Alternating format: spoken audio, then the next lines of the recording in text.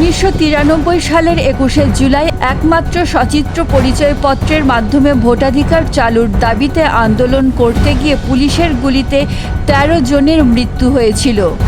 সেই আন্দোলন ছিল যুব কংগ্রেসের এবং রাজ্যের যুব কংগ্রেসের সভানেত্রী মমতা বন্দ্যোপাধ্যায়ের নেতৃত্বে। পরবর্তীকালে কংগ্রেস ছেড়ে তৃণমূল কংগ্রেস নামে দল তৈরি করেন মমতা বন্দ্যোপাধ্যায়।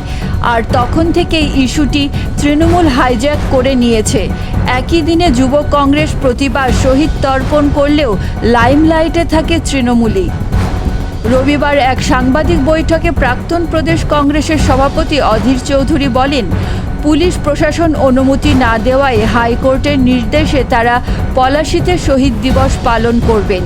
মূল দাবি থাকবে তামান্না ও আরজিকর কাণ্ডের সুবিচার।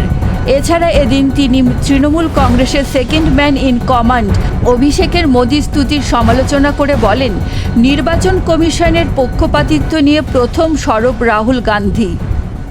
কালকে পলাশীতে অভিযান করছি, আমরা করছি তামান্না এবং অভয়ার বিচারের দাবিতে। সেখানেও আমাদেরকে পারমিশন দেওয়া হয়নি।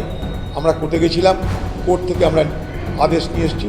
সেই কোর্টের আদেশ অনুযায়ী আগামীকাল আমরা পলাশীতে এই প্রতিবাদ সভা করছি, এই শহীদ দিবস পালন করছি। সারা দেশ জুড়ে কংগ্রেস ইলেকশন কমিশনের বিরুদ্ধে প্রতিবাদ করা শুরু করেছে।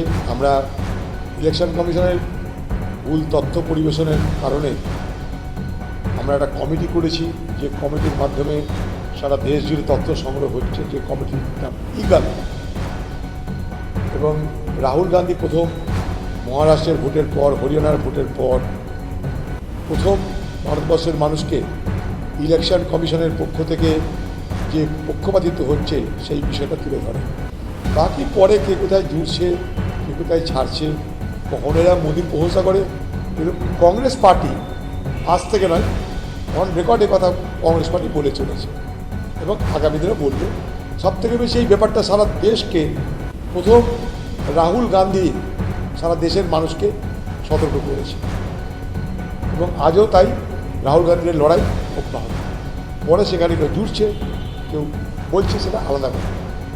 বাল্যবিবাহ ও অপরিণত বয়সে মা হয়ে যাওয়ার লজ্জাজনক ছবিটা বদলাতে বদ্ধপরিকর মুর্শিদাবাদ জেলা প্রশাসন ও স্বেচ্ছাসেবী সংস্থা সিনি।